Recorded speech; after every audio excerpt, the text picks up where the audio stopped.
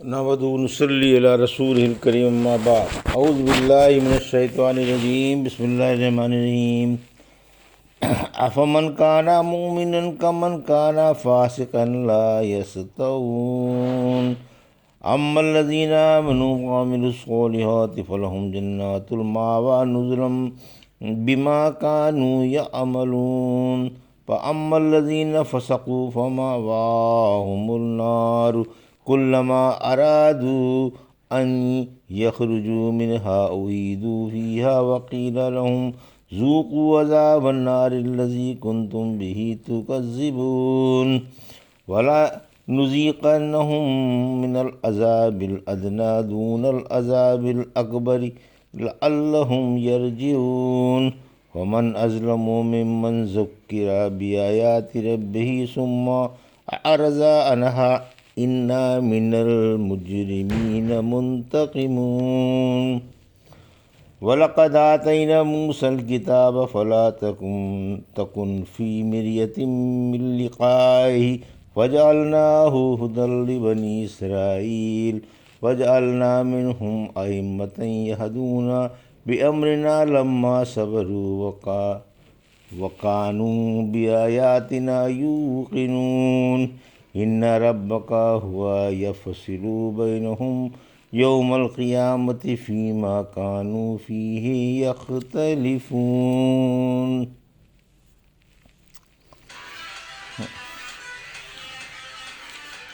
ابھی آپ نے سورہ سجدہ کی آیت 18 سے 25 کی تلاوت سماعت فرمائی۔ ان آیتوں کا ترجمہ اور تفسیر اس طرح ہے: افمن کانا مومنا کمن کانا فاسقا لا یستوون۔ آیت 18: اما الذین آمنوا وعملوا الصالحات فلہم جنات المأوى نزلا بما كانوا يعملون۔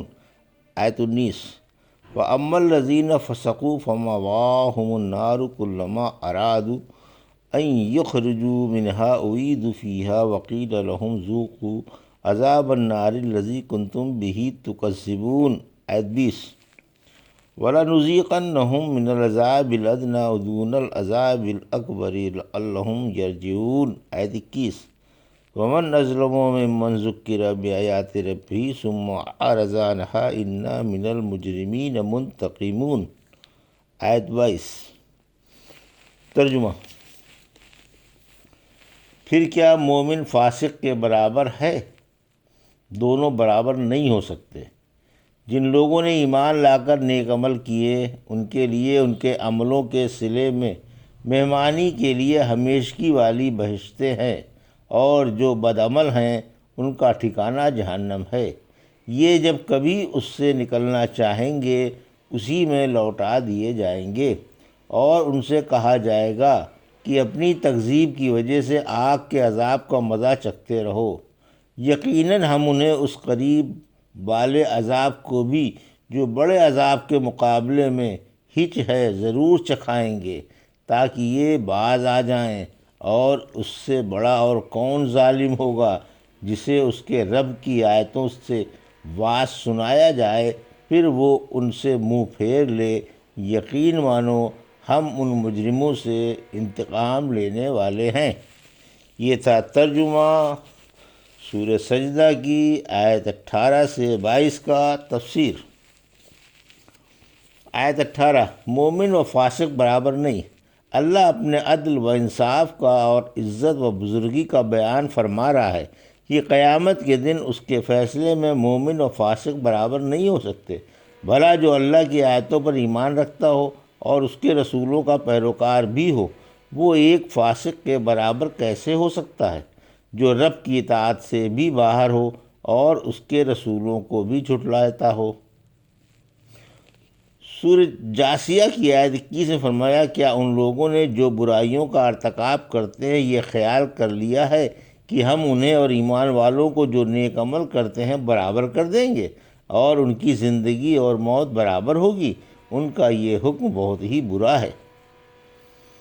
سورہ سواد کی آیت 28 میں فرمایا: کیا ہم ایمان والوں اور نیک عمل والوں کو دنیا میں فساد برپا کرنے والوں کی مانند کر دیں گے یا اللہ سے ڈرنے والوں کو بدکاروں کی مانند کر دیں گے؟ سورہ حشر کی آیت 20 میں فرمایا جہنمی اور جنتی برابر نہیں ہوں گے، جنتی تو کامیاب ہوں گے۔ یہاں بھی یہی فرمایا کہ قیامت کے دن اللہ کے نزدیک مومن و فاسق برابر نہیں ہو سکتے۔ آیت 19 مومن عالیشان بہشتوں میں ہوں گے، یعنی جن کے دلوں میں اللہ کی آیتوں کی تصدیق ہے اور وہ ان کے تقاضوں پر عمل بھی کرتے ہیں، وہ ان بہشتوں میں ہوں گے جن میں حسین و جمیل گھر ہیں، خوبصورت محل ہیں اور عالیشان بالا خانے ہیں۔ اللہ انہیں جنتوں میں ان کی مہمانی فرمائے گا اور انہیں مہمانی کا یہ عالیشان اعزاز نصیب ہوگا کیونکہ یہ نیک عمل کیا کرتے تھے۔ آیت 20 جہنمی جہنم میں ہوں گے، برعکس اس کے جو اللہ کی اطاعت سے باہر ہیں اور فاسق و فاجر ہیں، ان کا ٹھکانہ جہنم ہے۔ جب کبھی وہ اس سے نکلنے کا ارادہ کریں گے تو اسی میں لوٹا دیے جائیں گے۔ سورہ حج کی آیت 22 میں فرمایا جب کبھی وہ بے چینی کے مارے اس سے نکل آنے کا ارادہ کریں گے تو اسی میں لوٹا دیے جائیں گے۔ آیت 21 قریب والے عذاب کی تفسیر۔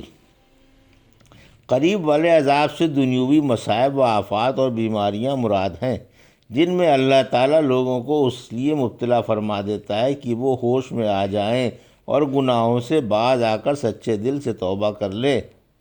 ایک روایت میں ہے کہ اس سے مجرموں پر گناہوں کی حد قائم کر دینا مراد ہے۔ ابن مسعود رضی اللہ عنہ کے نزدیک قحط مراد ہے۔ ابن مسعود اس طرح فرماتے ہیں بدر کی جنگ میں مارا جانا اور گرفتار ہونا مراد ہے۔ آیت 22 ذکر اللہ سے منہ پھیرنے والا سخت ظالم ہے، یعنی اس سے بڑا کوئی ظالم نہیں جسے اللہ نے اپنی آیتیں تفصیل و وضاحت سے سمجھائی ہوں لیکن پھر بھی اس نے آیتوں کو پس پشت ڈال دیا ہو اور انہیں نہ مانا ہو اور اس طرح ذہن سے اتار دیا ہو گویا اسے معلوم ہی نہیں۔ وَلَقَدْ آتَيْنَا مُوسَى الْكِتَابَ فَلَا تَكُنْ فِي مِرْيَةٍ مِّن لِقَائِهِ وَجَعَلْنَاهُ هُدًى لِبَنِي إِسْرَائِيلَ۔ آیت 23 وَجَعَلْنَا مِنْهُمْ أَئِمَّةً يَهْدُونَ بِأَمْرِنَا لَمَّا صَبَرُوا وَكَانُوا بِآيَاتِنَا يُوقِنُونَ۔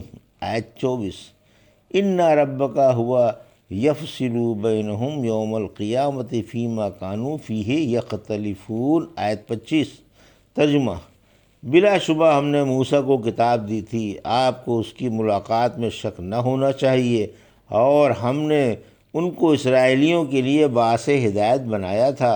جب انہوں نے صبر کیا تو ہم نے ان میں سے پیشوا بنائے جو ہمارے حکم سے لوگوں کو ہدایت کیا کرتے تھے اور وہ ہماری آیتوں کا یقین رکھتے تھے۔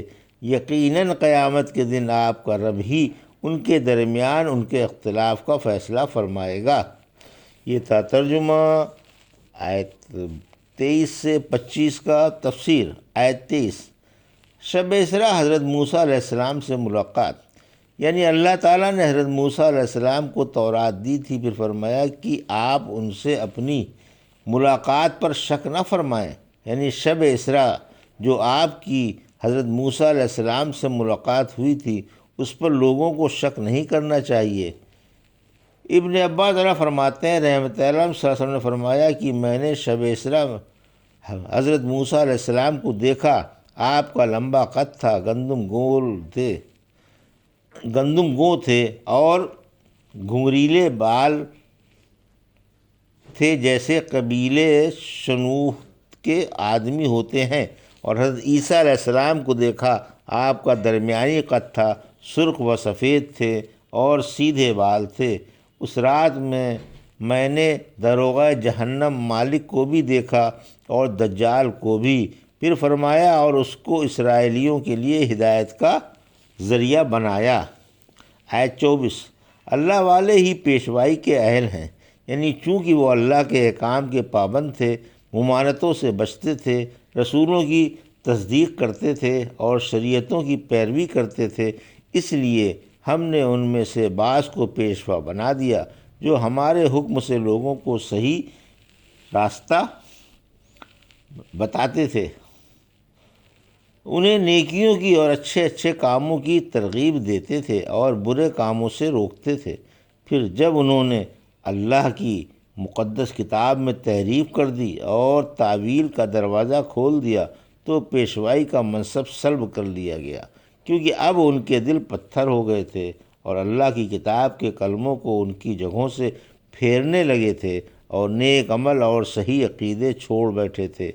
کوئی شخص جب تک دنیا سے بچتا رہتا ہے اسے یہ عالی مقام حاصل رہتا ہے۔ معلوم ہوا کہ پیشوا کو جس کی لوگ پیروی کرتے ہوں دنیا سے بچنا ضروری ہے۔ اسرائیلی جب تک دنیا سے بچتے رہے منصب امامت پر فائز رہے، اور جب دنیا پرست بن گئے تو یہ مقدس منصب ان سے چھین لیا گیا۔ دین کی بقا کے لیے علم کا ہونا ضروری ہے، جیسے جسم کی بقا کے لیے کھانا ضروری ہے۔ پھر فرمایا کہ اللہ قیامت کے دن ان کے اعتقادی اور عملی اختلافات کا خود فیصلہ فرما دے گا۔ اس میں سے ان کے لیے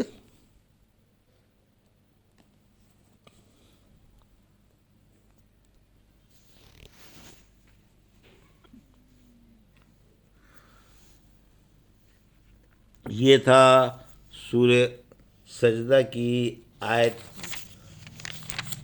18 سے 25 کا ترجمہ اور تفسیر جو بھی آپ نے سماعت فرمائی۔ بارک اللہ لی و لکم فی القرآن الحکیم و نفعنی وایاکم بآیات الذکر الحکیم۔